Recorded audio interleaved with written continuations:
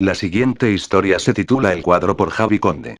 Andrés era un chiquillo de 8 años, delgaducho pero rebosante de energía, con un flequillo que caía como una cortina encima de las cejas, de pelo oscuro, casi negro. Alto para su edad e introvertido, basaba su vida fuera de la escuela en su imaginación. Se inventaba muchas historias en sus horas muertas en las que se convertía en héroe salvador de hermosas damas, en un poderoso guerrero con una espada encantada, en un agente secreto con decenas de chismes tecnológicos, incluso en el único superviviente de un ataque extraterrestre. Su mente bullía con su interminable imaginación. Los padres de Andrés se llevaban constantes desencantos con su hijo. En el Día de Reyes le regalaban un coche teledirigido, el barco pirata de Playmobil o un mecano. Y su hijo se ponía a jugar con las cáscaras de unas nueces, transformándolas en feroces tortugas mutantes. Lo mejor para Andrés venía en verano. Llevaba 3 años pasándolos con sus tíos en una mansión de 3 plantas y algún que otro kilómetro cuadrado.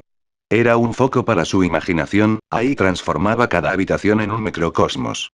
En el mes que pasaba, desde mediados de julio a mediados de agosto, exploraba cada vez más zonas del antiguo edificio. Las escaleras eran cascadas de un mundo mágico. Las lámparas de araña eran estrellas del universo que recorría con su nave espacial, con la compañía de su inseparable androide. Las mesas eran la fortaleza del malvado general que iba a acabar con el mundo. Todo lo transformaba. Y sus tíos, a los cuales la naturaleza les negó tener hijos, disfrutaban del muchacho que corría sin parar por la casa. Andrés solo había visitado las 2 primeras plantas del edificio, pues la superior la tenían de trastero y no le dejaban subir. Así que, con el paso de los días y el comportamiento típico de un niño al que le prohíben algo, la planta alta se convirtió en su objetivo. Soñaba con millones de maravillosos cachivaches con los que jugar. Hasta que un día sus tíos se tuvieron que marchar y le dejaron con su abuela al cuidado. Sabía que a su abuela, una anciana de 85 años, viendo el culebrón de la tarde, le comenzaba a pesar la cabeza cada vez más, hasta no poderla sujetar y caer dormida. Siempre le hacía gracia fijarse en la lucha de la anciana con el peso de la cabeza y de los párpados, a los que también parecía que se les habían colgado un par de pesas. Pero ese día se quedó mirándola fijamente, nervioso e impaciente. Los 10 minutos que la anciana tardó en dormirse se le hicieron eternos. Y, en cuanto cayó dormida, salió disparado hacia la segunda planta. Iba a trepar hasta la planta alta, sin ningún miedo, puesto que ahora mismo era el hombre araña. Lo cierto es que la parte de la fachada donde daba la ventana que había abierto en la segunda planta estaba cubierta de hiedra. Y, al lado de la ventana, había una escalera que llegaba desde el suelo hasta la planta más alta. Su tío la utilizaba para podar y arreglar la enorme planta. Así que no le fue difícil encaramarse hacia la ventana de arriba. La ventana estaba entreabierta, su tío la solía dejar casi todo el verano así, para que se aireara. Entonces, Andrés entró. Estaba oscuro, así que descorrió las cortinas. Lo que se encontró no era lo que esperaba miles de utensilios brillantes, piedras preciosas, juguetes antiguos. Pero ahí solo había trastos llenos de polvo y telarañas. Pero daba igual, los cacharros podían ser igualmente atractivos. Encontró una funda de espada que ponía recuerdo de las grutas del Águila. Entonces fue cuando se transformó en el gran pirata Jack Sparrow, luchando contra los muertos vivientes. Estocada aquí, finta allá, saltó hacia atrás. ¡Jo, jo! Exclamó. Nunca podréis con Jack Sparrow, el capitán de la Perla Negra. Mi espada hará harina de huesos con vosotros. Entonces le pareció ver una sombra por el rabillo del ojo. Se quedó parado un momento, pero rápidamente lo unió a sus juegos. No podréis esconderos de mí. Tengo el amuleto de la isla un ojo. Encontraré a todos los muertos que se escondan. ¿De verdad?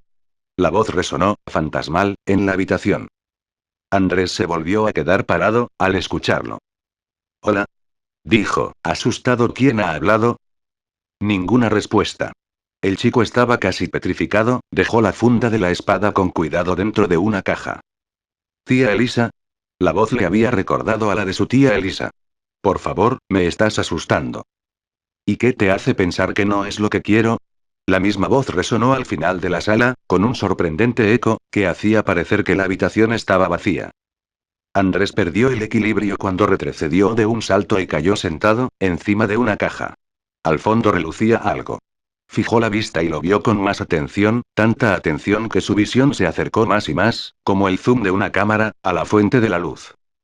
Era un cuadro y, para Andrés, parecía muy macabro. En el cuadro se veía a una mujer, vestida de época, con la luna a su espalda y traje oscuro, bordado de oro. Pero lo que más llamaba la atención era su rostro, con una mueca en la boca de repugnancia, una larga cicatriz en el cuello y los ojos vendados con una cinta dorada, de la que parecía rezumar sangre. No pudo apartar la vista, hasta que la mueca de la cara cambió, tornándose en una sonrisa irónica. De repente, la habitación se quedó más a oscuras, ya que se corrieron las cortinas que hacía un rato había movido. El chico, movido por el instinto, se levantó de un salto y se dirigió corriendo a la ventana. Estaba encajada, no se abría.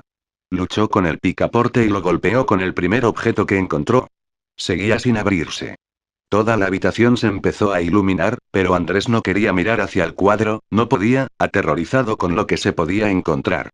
Desesperado, golpeó las cortinas que tapaban los cristales de la ventana con el primer objeto de metal que encontró. Nada ocurrió. La voz de la mujer del cuadro volvió a retumbar. ¿De verdad crees que puedes escapar de mí? Las cortinas se volvieron a descorrer solas y la ventana se abrió.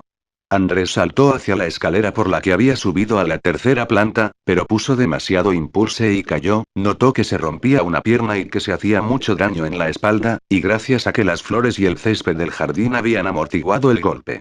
Se quedó inmóvil, el dolor punzante le llegó de todas las partes de su cuerpo. La mujer del cuadro apareció a su lado, sin la venda de los ojos y sin ojos. Las cuencas estaban vacías y goteaban sangre oscura, casi negra.